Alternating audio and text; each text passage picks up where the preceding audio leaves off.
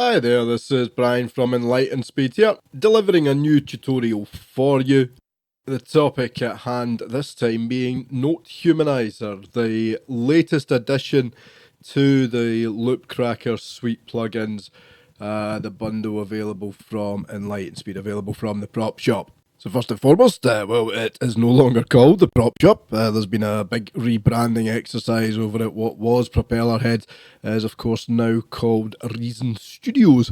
So we welcome them back after the reincarnation, and it's nice to be back as well. It's been about 6 months, I think, actually, since we did our last tutorial. And we have a bunch of new ones, basically. So we've got this one, which is just going to cover the basics of Humanizer. We're going to cover some more interesting and finer points in a couple of different tutorials. We're going to try and keep them a wee bit shorter than we did last time. And we will also have a new tutorial covering the new 1.5 features for Chord Bank. So if you have a while, then obviously just sit and let them play on the YouTube channel. We'll hopefully not take up too much of your time, but cover a lot of ground as to how these things work. So let's get started. What is Note Humanizer? Well, it takes notes and it humanizes them. What does that mean?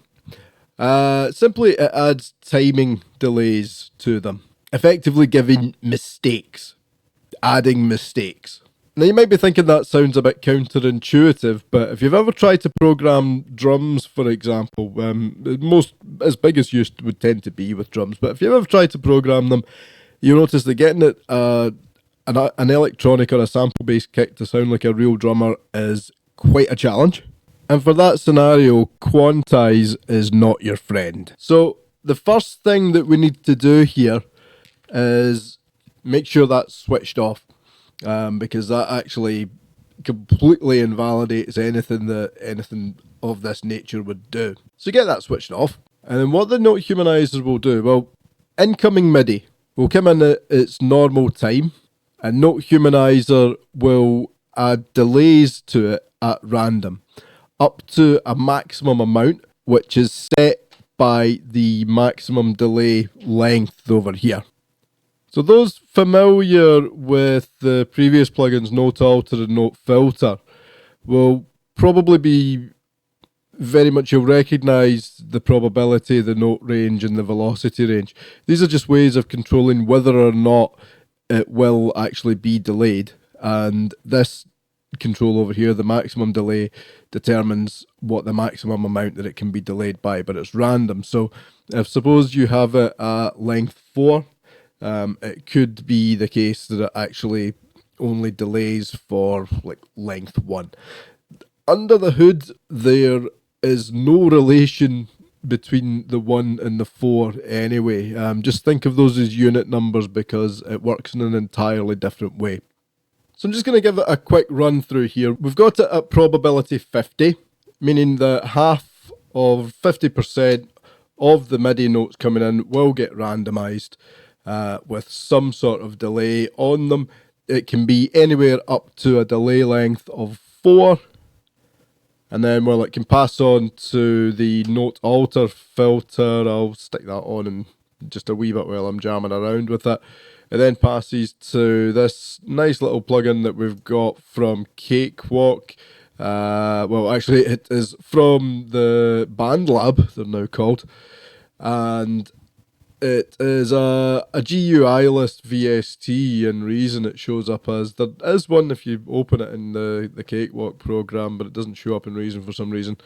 You then have that going into the DCAM. That then goes on to another VST called Wider. It's just a wee freebie VST by a bunch called Infected Mushroom, but it's really quite nice. And finally on to RV7000. Very, very simple setup. This is really just so you can hear the effects in a way that there's no ambiguity as to what the effects are.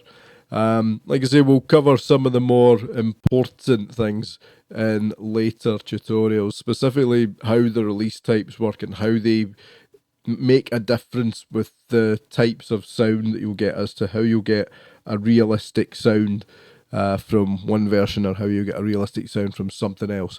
They're quite targeted.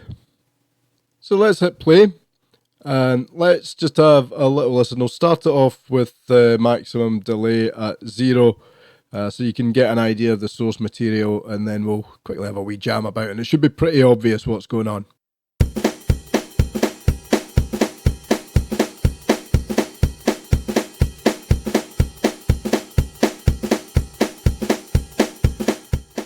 Fairly simple drum beat.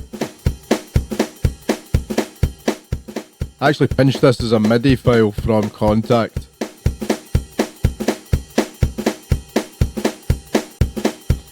Let's just have a little play around with the delay control. You can hear here that we're on a fairly static beat. Let's see what happens.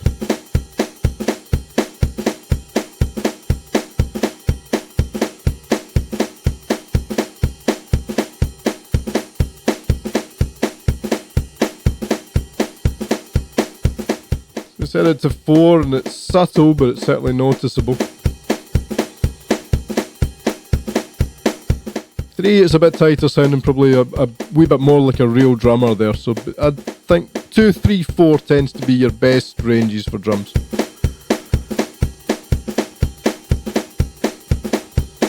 Let's see how bad we can make this.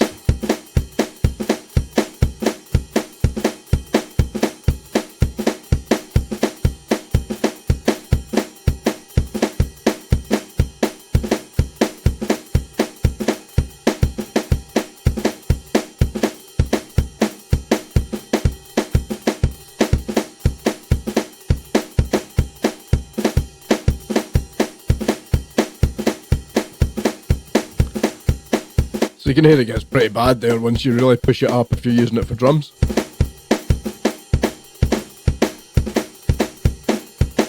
Ultimately, you can use this just for messing around a bit.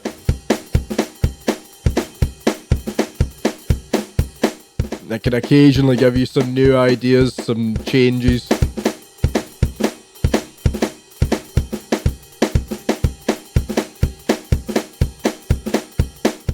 But for the most part, for drums, it's not really suitable. Stick a wee bit of alter on here as well, why not?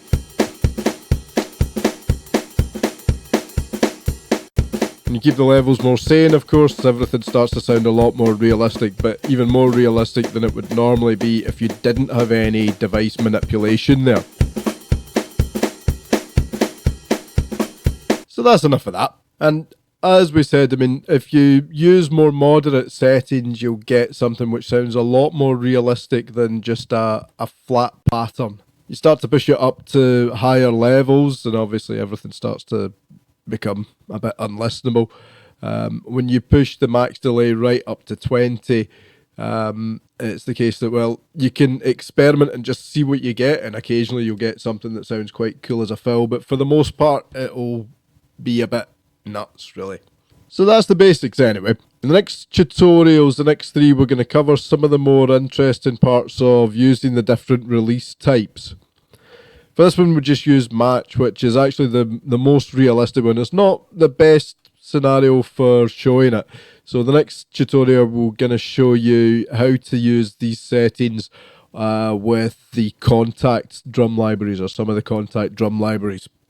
In the meantime, if you haven't already got the Note Humanizer yourself, then by all means download it from the prop shop, give the demo a whirl and have a wee bit of fun while you're doing it. As per usual, the best bargain that we have is obviously going to still be our Loop Cracker Suite bundle. Have a look at the cost for that before you buy anything else, because you'll possibly save yourself a lot of money and have a lot more fun with it. Anyway, we'll be back with our Contact through Note Humanizer tutorial very soon. We shall see you then. Take care. Bye-bye.